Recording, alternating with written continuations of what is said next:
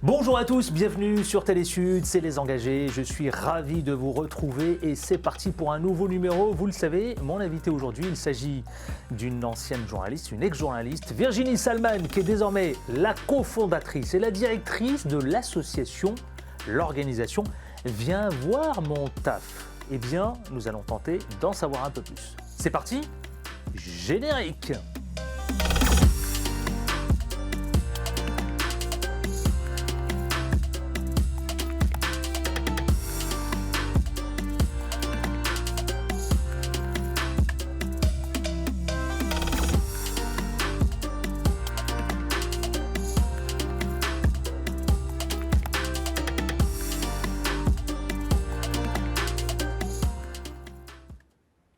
Et bien c'est parti pour ce nouveau numéro. Virginie Salman, bonjour. Bonjour Adil. Ravi que vous soyez avec nous dans Les Engagés. Merci de votre invitation. Ex-journaliste. Oui. Tiens, vous avez passé de belles années au sein d'une d'années. belle maison. Oui, une vingtaine d'années à Europe 1. Europe 1. Et 5 ans comme freelance au Canada aussi. Ça vous démange pas là, parfois? Vous n'êtes Alors, pas c'est très récent. rongé par le fait de revenir, non C'est très récent, donc pour l'instant ça va. Je n'exclus pas que ça manque à un moment, mais pour l'instant D'ailleurs, ça sur des sujets extrêmement engagés sur Europe 1. environnement, Ouais. éducation pendant plusieurs années, effectivement, oui. J'ai été reporter pendant l'essentiel de ma carrière. Aujourd'hui, vous êtes la cofondatrice Oui. et la directrice ou co-directrice de l'organisation de l'association Viens voir mon taf. Viens voir mon taf, justement, Madame la directrice, qu'est-ce que c'est précisément? Alors, Viens voir mon taf, c'est le réseau des jeunes sans réseau. L'idée pour nous, c'est de donner accès au stage de troisième, à un stage de troisième de qualité, à des élèves qui ont le moins de réseau en France, c'est-à-dire les élèves qui sont dans les collèges REP et REP+, ceux dont, si vous REP+, c'est quoi, zone prioritaire? Voilà, exactement, ce qu'on D'accord. appelait auparavant ZEP. Réseau d'éducation prioritaire. Si vous allez dans une classe, par exemple, de REP, et que vous demandez aux élèves combien d'entre vous ont des parents ouvriers ou inactifs, 2/3 des élèves lèvent la main. Ça veut dire que les parents ont forcément un réseau limité, un réseau professionnel limité pour leur trouver un stage. En REP+, c'est 75%, les 3/4 de la classe ont des parents inactifs ou ouvriers. Donc, nous, ce qu'on fait, c'est qu'on leur apporte notre réseau. On a un carnet d'adresses de journalistes, donc on connaît, on a interrogé plein de gens au cours de notre carrière avec Mélanie Terravant, la cofondatrice de l'association, qui est présentatrice sur France 5. Et donc, nous, ce qu'on fait, c'est qu'on leur ouvre justement ce réseau qu'on a, et puis qui a bien grandi depuis, parce que l'association a maintenant presque 7 ans. Et on leur permet justement d'avoir accès à leurs rêves, hein, tout simplement. Il y a des élèves qui ont beaucoup d'idées, beaucoup d'envie, beaucoup d'ambition, et on essaie d'être au plus près, de coller au plus près de Vous leurs avez rêves. lâché le mot. Accéder aux rêves. C'est ça. Très exactement. important de rêver aujourd'hui. Est-ce qu'on rêve encore? Alors, j'espère que ces élèves, justement, c'est ce qu'on essaie de faire au travers de notre programme aussi d'accompagnement et d'ateliers dans les collèges, de faire en sorte qu'ils ne s'auto-censurent pas et qu'ils rêvent, justement, qu'ils se posent la vraie question de qu'est-ce que je veux, qu'est-ce que je peux aussi faire en vrai. On va mettre les pieds dans le plat, si vous voulez bien, Virginie Salman. Justement, on va en parler. L'articulation de l'émission est très simple. C'est l'actualité, un peu, hein, ce qui tourne autour des stages de troisième. Ensuite, on tâchera de mieux vous connaître, vous-même, hein, avec évidemment un petit portrait, mini-portrait qu'on va brosser. Et puis ensuite, on va s'intéresser à votre organisation, l'association Viens voir mon taf. Ça vous va? Parfait. Comme programme? Excellent. Eh bien, c'est parti. Tout de suite, jingle, l'actu.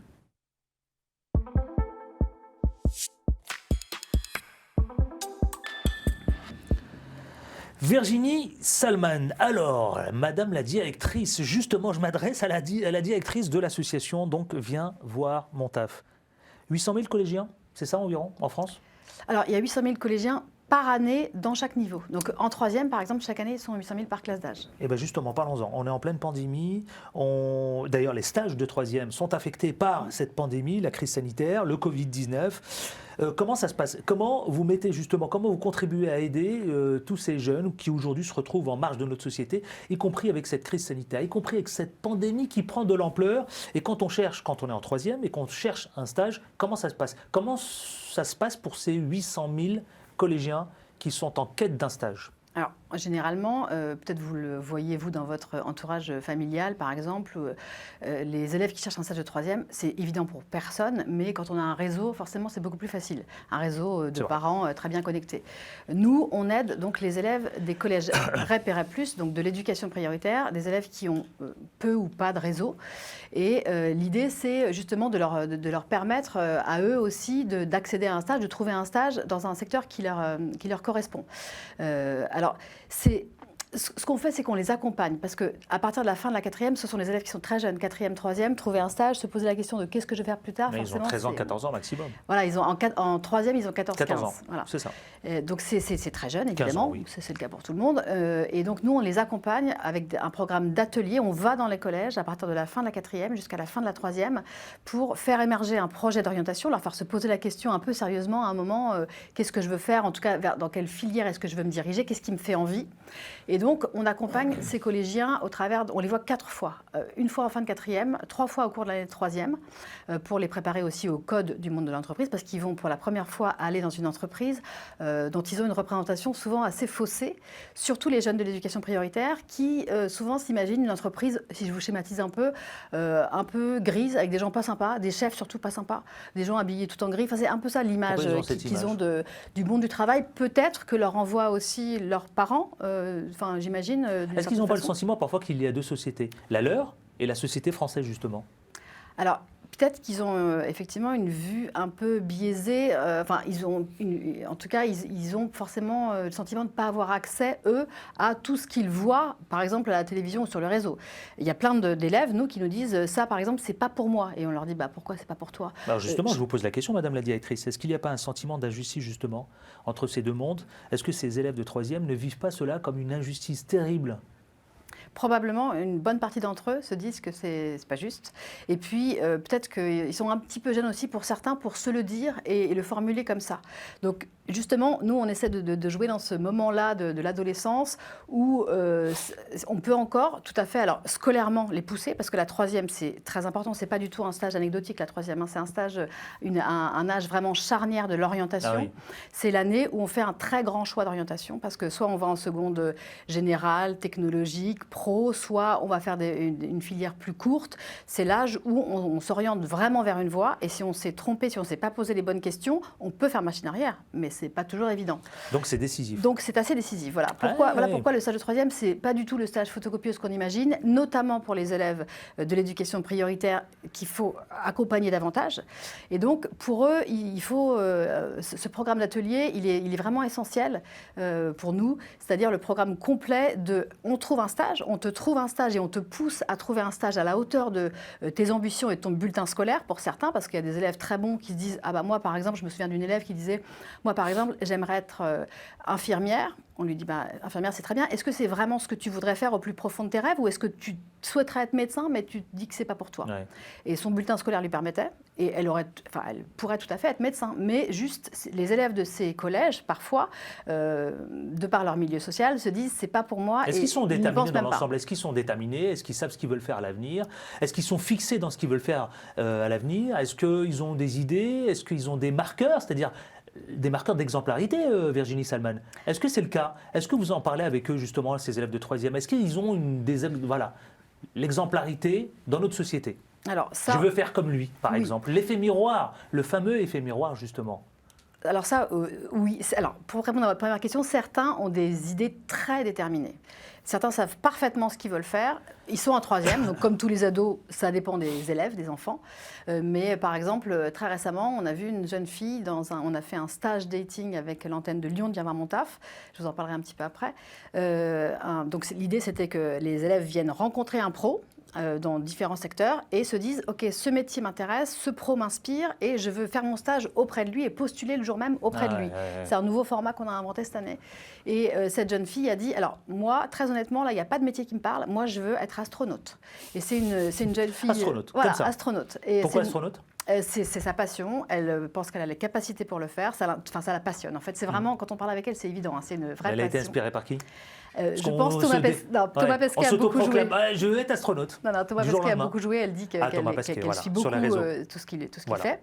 Et donc cette jeune fille, qui est une jeune fille noire, qui s'appelle Jolie, dit « Je voudrais aussi, en plus, que la France ait une première astronaute noire et femme ». Donc elle est tout à fait, elle est déterminée, cette jeune. Vraiment, c'est assez impressionnant. Et donc David Marchand, qui est le co-directeur de l'association Viens Mon Taf, lui a travaillé auparavant justement dans le secteur de l'aéronautique et de l'aérospatiale et a dit écoute, moi j'ai des contacts si tu veux dans ce métier, mais c'est à Toulouse, tu vis à Lyon. Et elle a dit pas de problème, moi je peux trouver, j'ai un oncle qui vit à Toulouse, je vais y aller. Et donc, elle fera son stage la semaine prochaine, justement, à Supaéro. Donc, c'est une école qui prépare à l'aérospatiale et qui a un labo, justement, d'aérospatiale pour, j'espère, concrétiser, en tout cas, se frotter à son rêve. Et selon vous, est-ce qu'elle va concrétiser, justement, son rêve? Alors, j'espère. Elle a l'air d'avoir. Qu'est-ce que vous captez chez elle? Moi, je capte une détermination sans faille. Elle a l'air. Est-ce que c'est l'agnac? Oui, c'est l'agnac. On peut le qualifier comme ça? Je pense qu'on peut dire que c'est l'agnac, oui. Et c'est à la fois ça et à la fois une grande ambition. Et c'est très bien, c'est exemplaire. Enfin, un troisième, c'est assez rare. Hein. C'est rare, je dois le dire. Dernière petite question sur le sujet d'actu, justement. Virginie Salman, Madame la directrice, la flambée des cas du Covid-19, on est en train d'assister à cela, hein, évidemment, cette véritable flambée alimentée par Omicron, d'accord. Est-ce que ça ne complique pas un peu la tâche pour vous, pour ces élèves de 3e, de trouver des stages? Bien sûr. Ça doit être complexe, non? Bien sûr. Je vous pose la question parce qu'on est en plein dedans, là. Bien sûr, oui. Parce que dans 15 jours, c'est un Français sur 2 qui est touché. Bien sûr, ça complique la tâche pour les entreprises. Et forcément, comme le monde du travail en pâtit, tout le monde, enfin toute la société en pâtit, donc il serait étrange que les stages de 3e n'en fassent pas les frais. Nous, ce qu'on dit en ce moment, c'est qu'il est essentiel pour les élèves, pour les jeunes, pour les ados qui vivent une période très difficile, notamment les jeunes les plus défavorisés dont on s'occupe et qu'on accompagne. C'est très important de s'occuper d'eux en ce moment particulièrement. Donc c'est pas facile, ça peut être compliqué un peu la tâche, mais on voit avec certains professionnels engagés ou qui s'organisent en fonction que c'est possible. On pousse vraiment en ce moment à faire des stages de 3e en vrai, en présentiel, dans les bureaux, autant que possible. Je vous donne un exemple. Au Centre Pompidou à Paris, donc au musée, il y a eu un stage il y a quelques semaines. Il y avait beaucoup de gens en télétravail, forcément. Alors, c'est une équipe conséquente. Hein. Dans une entreprise de 3 personnes, c'est probablement plus compliqué. Mais au Centre Pompidou, ils se sont relayés en télétravail pour s'occuper des stagiaires. La personne qui était là le lundi s'en occupait, etc. Vous êtes en train de dire que les entreprises s'adaptent? Les entreprises s'adaptent, absolument, oui. Alors, il y a des entreprises qui ont des consignes drastiques. Il y a des entreprises dans lesquelles personne ne va au bureau. Donc, si les RH ont décidé ça, parfois c'est compliqué.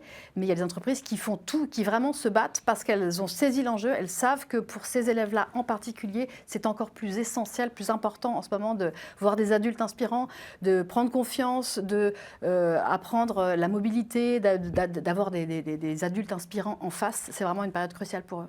Une période cruciale. On va tâcher d'avancer et puis on va mieux connaître Virginie Selmel, la cofondatrice, la co-directrice de l'organisation, de l'association Viens voir mon taf, justement. Et vous avez lâché quelque chose tout à l'heure qui m'a beaucoup plu d'ailleurs, Virginie Selmel. Vous avez dit, quand on est journaliste, eh bien, on met à contribution notre carnet d'adresse. Eh bien, on va savoir qui est Virginie Selmel sous la forme d'un mini-portrait. C'est parti, jingle.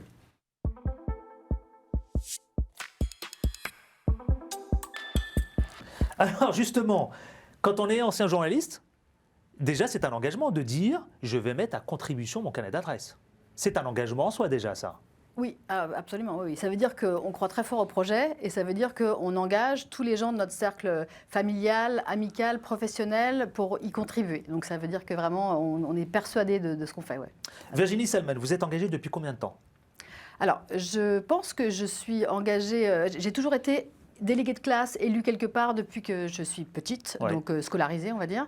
Donc c'est quelque chose qui m'intéresse. C'est animé chez vous, ça? Voilà, c'est ça. Essayer Je me souviens, par exemple, qu'en 3e, j'étais déléguée de classe et un élève de ma classe a failli se faire renvoyer alors qu'il savait très bien pour le coup ce qu'il voulait faire en 3e. Après la 3e, il voulait être routier. Et s'il se faisait virer, sa carrière explosait. Enfin, son projet de carrière explosait. Et donc, on a défendu avec d'autres camarades de classe son cas devant un conseil de discipline. Et alors, déjà en 3e, c'est une notion de la justice et on a réussi à faire en sorte qu'il ait une seconde chance et qu'il ne soit pas exclu et qu'il puisse justement devenir routier, ce qu'il est devenu ensuite. Vous avez été engagé très jeune, j'imagine, donc, puisque vous parlez de la troisième. Alors, engagée, j'ai pas milité dans une association, mais en revanche, j'ai toujours été élue, voilà, comme je vous dis, départementale pour les jeunes et déléguée de classe, etc. Parce que aussi, j'étais dans un collège ZEP.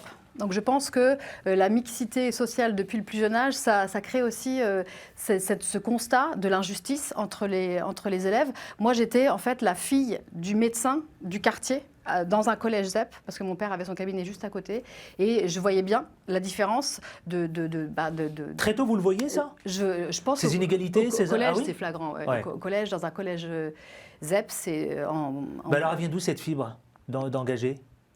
Peut-être de là, peut-être de voir la différence d'opportunité entre les différents élèves d'une même classe. Est-ce qu'il y a dans le monde des personnalités, des figures justement qui sont liées à des causes, à des combats, qui vous parlent? Oui. Alors, je ne suis pas très fan, donc j'ai du mal à vous citer une personnalité en particulier. Ce qui m'a toujours questionné au plus profond de moi et toujours fasciné, c'est tout simplement, par exemple, pendant la Seconde Guerre mondiale, les gens qui ont risqué leur vie, qui ont, par exemple, caché les enfants juifs et qui sont des anonymes. Ça, c'est quelque chose qui m'a toujours fasciné. Voilà, au-delà d'une personnalité. Au-delà d'une personnalité, ouais. C'est plutôt des moments. Ouais, ce sont des forces de caractère, des gens qui ont, contre vents et marées, contre la norme, contre ce qui se faisait, ont défendu et caché des enfants et des adultes. Virginie Selman, quelle est votre sensibilité? Alors, ma sensibilité... Oui, est-ce que vous avez une sensibilité et comment la définir? J'ai une sensibilité aux autres et à l'injustice, certaine. Certaine. Ouais. Ancrée. Oui, ancrée, une sorte d'empathie, oui, probablement. Qu'est-ce qui vous met en colère, Virginie Selman? Alors, beaucoup de choses. Quand on voit cette jeune génération. Oui, beaucoup de choses pourraient me mettre en colère, mais je pense que je préfère me mettre à l'action et faire fi un peu de cette colère pour essayer de faire des choses constructives et de me dire que, par exemple, les élèves de 3e des collèges REP et REP+, n'ont parfois pas l'image qu'ils méritent, enfin très souvent même, et qu'il faut absolument casser ces barrières, ces images, ces idées préconçues, et donc justement se faire rencontrer ces jeunes et les professionnels de différents milieux pour que chacun voit, se parle et casse ces clichés qui, je pense, fragilisent vraiment la société. Et bien justement, elle me permet une belle transition, Virginie Selman. Jingle, c'est parti pour l'organisation, l'association Viens voir mon taf.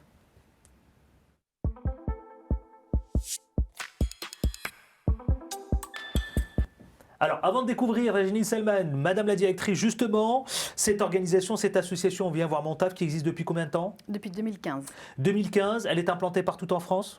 Alors potentiellement oui, mais il y a beaucoup plus de stages qui se font là où il y a des bras, des gens qui y œuvrent chaque jour. Donc en Ile-de-France, dans les Hauts-de-France où on fait des actions aussi, et en Auvergne-Rhône-Alpes où on a une antenne depuis 1 an et demi maintenant. Il y a une phrase que j'ai retenue, ouvrons les horizons et les carnets d'adresses, difficile de trouver un stage sans piston, sans contact, sans réseau. Et pourtant, on connaît toujours quelqu'un qui connaît quelqu'un. On a donc créé Viens voir mon taf, le réseau pour les jeunes sans réseau. C'est ce que vous nous avez expliqué en tout début du truc. Ce que je propose tout de suite à nos téléspectateurs, c'est de découvrir ce petit film qui plante le décor, Viens voir mon taf. Ça vous va? C'est parti, on regarde cela et on revient. Elia, 14 ans, vit avec ses 2 frères, son père et sa mère. Elle est passionnée d'astronomie. Elia est en classe de 3e, l'année où l'on doit faire son premier stage d'observation. Son rêve? Un observatoire, justement. Malheureusement, ses parents n'ont pas beaucoup de réseau. Ils ne connaissent aucun scientifique et ne peuvent pas l'aider. Elia ne se décourage pas. À l'aide d'Internet, elle trouve des laboratoires, écrit un CV et postule. Plus qu'une semaine pour trouver. Pas de réponse. Elia est prête à accepter n'importe quel stage, mais elle ne trouve rien du tout. C'est au CDI d'un autre collège où travaille sa tante qu'elle fera son stage d'observation. Et si on changeait son destin? Pour son stage, Elia rêve d'aller dans un observatoire. Elia a suivi un atelier animé par l'association Viens voir mon taf. Sur viensvoirmontaf.fr, elle trouve l'offre de stage de ses rêves et postule. Elia reçoit un message sur son téléphone. Sa candidature a été acceptée. Merci surtout à Isabelle de m'avoir fait découvrir son métier de chercheuse. Elle m'a même proposé de garder contact pour me conseiller sur mon orientation. L'an prochain, je vais en seconde générale, direction l'école d'ingénieurs. Chaque année, 130 000 élèves scolarisés en éducation prioritaire sont dans le cas d'Elia. Viens voir mon taf aide les élèves de 3e de l'éducation prioritaire qui souhaitent découvrir le métier de leur rêve, pas seulement celui de leur tante. Rendez-vous sur viensvoirmontaf.fr. Madame la directrice Virginie Salman, justement, ce processus de rapprochement entre les deux mondes, le monde professionnel, les collégiens de 3e, l'objectif pour vous de Viens voir mon taf, c'est quoi? C'est d'ouvrir des antennes partout, en région, en France, dans l'Hexagone? À terme, effectivement, l'idée, Oui. c'est d'aider le plus de collégiens possible à faire un stage de 3e proche de leur rêve et de trouver leur orientation et beaucoup d'être d'argent, ça. accompagnés. Alors oui, effectivement, c'est beaucoup de moyens humains finalement pour accompagner au plus près Et des moyens financiers. voilà, les élèves. Parce que nous, on défend vraiment le modèle d'un stage de qualité avec une relation entre le tuteur et l'élève qui peut ensuite se poursuivre en mentorat. Par exemple, moi j'ai des stagiaires de la première année qui m'appellent des années après pour me dire est-ce que tu pourrais me trouver un stage post-bac, un stage dans tel milieu. Alors finalement, c'est plutôt ça qui m'intéresse. Est-ce que tu pourrais relire mon CV, ma lettre de motivation C'est une relation qui peut durer D'ailleurs, on dans le temps. découvre j'ai proposé évidemment, depuis tout à l'heure, on fait défiler les photos, les vidéos. C'est des élèves de 3e, ça, Virginie Salman? Oui, alors Shaima, en l'occurrence, elle est assez bluffante. Elle est en 3e. Celle qu'on voit à l'antenne, Oui, justement. Voilà, on ne dirait pas, mais elle est en 3e. Elle est très mûre et elle veut absolument être avocate pénaliste. Et donc là, on la voit à l'image travailler sur un vrai cas. Elle est chez une avocate parisienne qui s'appelle Carole Foissy et qui lui a permis justement d'ouvrir ses dossiers et de travailler sur un vrai cas, ce qu'elle cherchait à faire, ce qu'elle demandait. Donc pour nous, ça c'est vraiment un stage de qualité. Les élèves ne sont pas du tout à la photocopieuse et au café. Donc ça va au-delà, Madame la directrice, ça va au-delà d'accompagner les jeunes stagiaires, de leur trouver un stage, c'est aussi leur permettre un développement aussi personnel. Oui, c'est ça. On est d'accord. Oui, parce que autour du stage, finalement, on a identifié qu'il y avait beaucoup de choses essentielles pour les élèves, c'est-à-dire que c'est la première fois qu'ils découvrent, par exemple, pour certains qui viennent à Paris ou à Lyon, pour ceux qui habitent en périphérie. Ils n'y sont jamais venus, pas pour une bonne majorité des élèves. Ils découvrent les transports en commun, parce qu'ils sont quand même encore petits. Ils découvrent des adultes bienveillants. Ils découvrent ce que c'est en vrai le travail par rapport à ce qu'on leur dit ou ce qu'ils entendent, ce qu'ils en comprennent. Voilà, il y a plein de choses auxquelles ils se confrontent. Donc tout ça, ce sont des petites compétences fines, mais très importantes. Et c'est des petites graines qu'on sème pour le plus tard. Virginie Salman, est-ce qu'on peut considérer aujourd'hui que vous êtes submergée par les demandes de stage en 3e? Alors, on n'est pas submergé. En ce moment, on a un peu moins de 5000 élèves inscrits sur notre plateforme, mais il y a beaucoup de... Oui, en tout cas, ça pousse assez fort, il y a beaucoup de demandes, effectivement. On essaie de répondre... Et vous répondez à toutes les demandes? On ne répond pas à toutes les demandes, malheureusement. On a encore besoin de professionnels qui s'engagent pour accueillir 5 jours un élève en 3e. Donc, on cherche sans arrêt des professionnels qui ouvrent leurs portes. Voilà, il y a beaucoup de gens qui sont sensibles à ces enjeux et qui se proposent. Et ça pousse, si vous voulez, des deux côtés. Mais évidemment, côté élèves, ils ont un stage obligatoire de 5 jours à faire. Donc, ils sont tous très preneurs d'une aide et surtout d'une promesse de stage de qualité. Après, les professionnels comprennent, les entreprises s'engagent vraiment de plus en plus. On a encore besoin d'engagement, mais elles s'engagent de plus en plus et comprennent les enjeux et en quoi c'est intéressant d'aller... travailler avec toutes les couches de la société, avec tout le monde, et de donner sa chance à tout le monde, et de casser les barrières, de casser un peu les codes. Casser les barrières, justement, vous avez réalisé une vidéo qui parle des élèves de 3e. Ça vous va si on propose à nos téléspectateurs de la découvrir? Bien sûr. Allez, si le réalisateur veut bien, on va découvrir cette vidéo qui doit faire peut-être certainement 1 minute 20, de découvrir ces jeunes élèves de 3e en pleine activité, en pleine action, en tout cas en pleine découverte de leur stage. Regardons cela.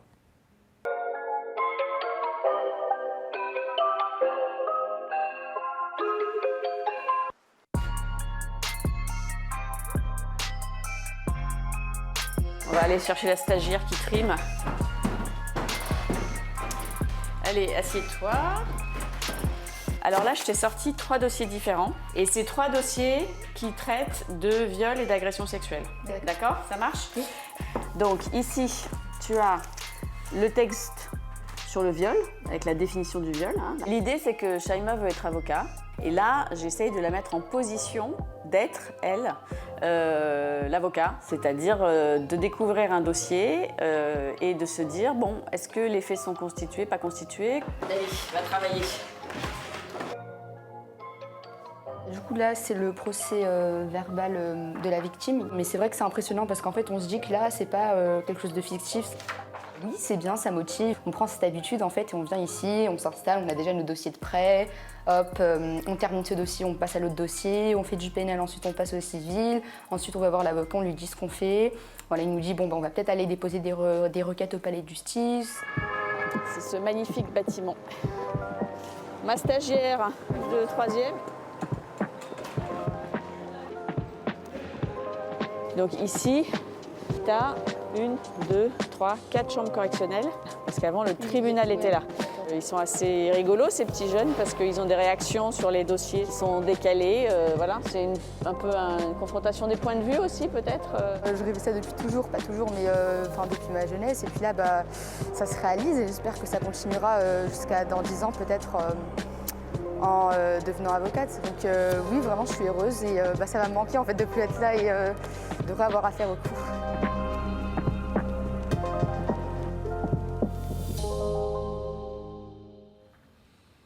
Mais dites-moi, Virginie Salman, elle a tout compris, Shaima. Oui. Elle a capté tous les rouages du système. Oui, elle est à la fois émouvante et bluffante. Je précise quand même qu'elle a demandé. Elle voulait vraiment travailler avec une avocate en droit pénal qui la fasse travailler sur des vrais cas. Elle est très déterminée, elle aussi. Et elle a demandé un stage très précis. Et donc, voilà, Carole Foissy l'a accueillie et a tout à fait mise sur des dossiers, et emmenée au palais, enfin, fait vivre sa vie d'avocate. En tout cas, ça a l'air, hein. Ouais. Tout de suite. Hein.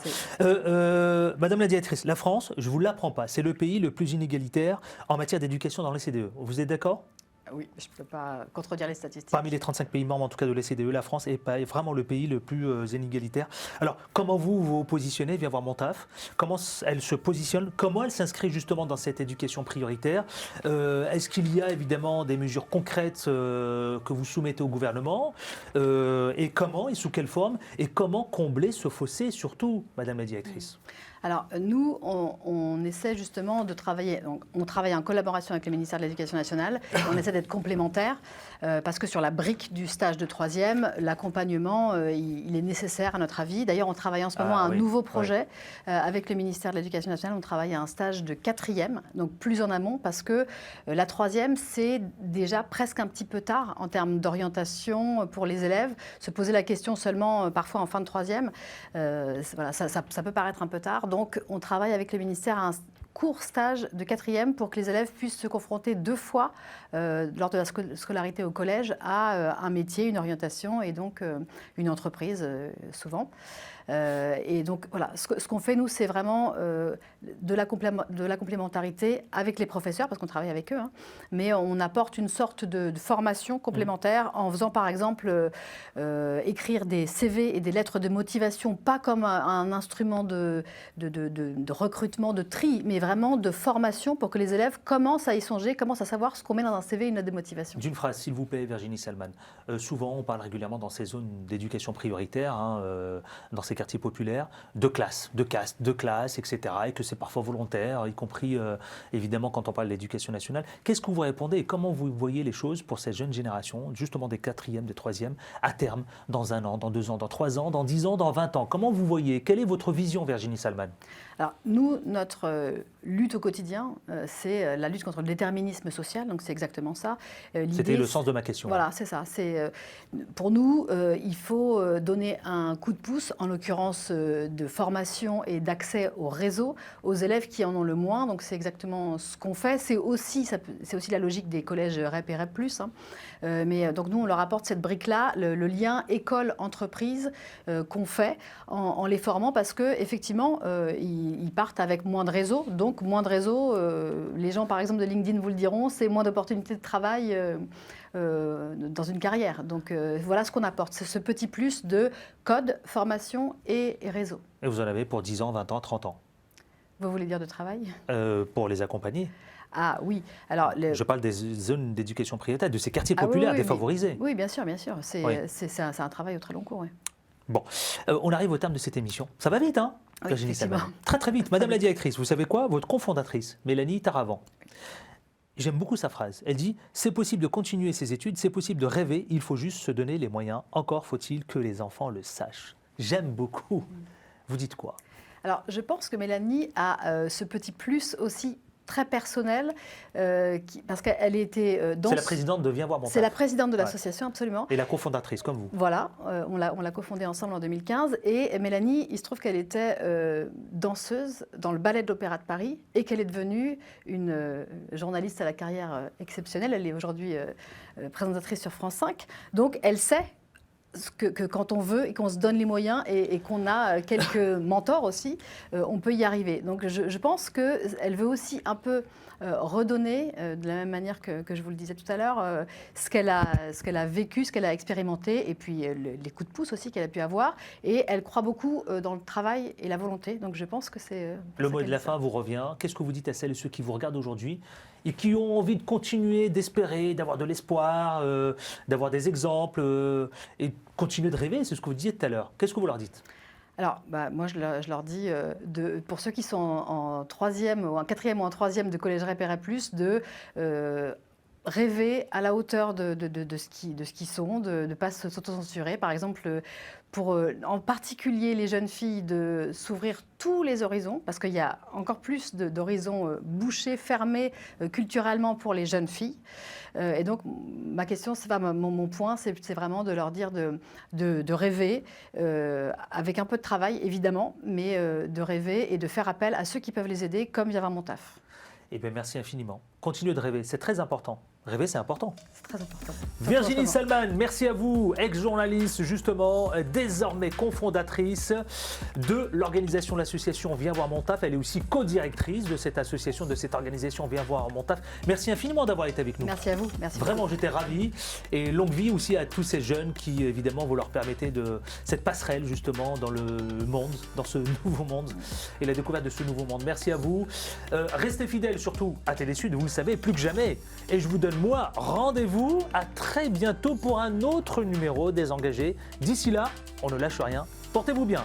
Ciao, ciao.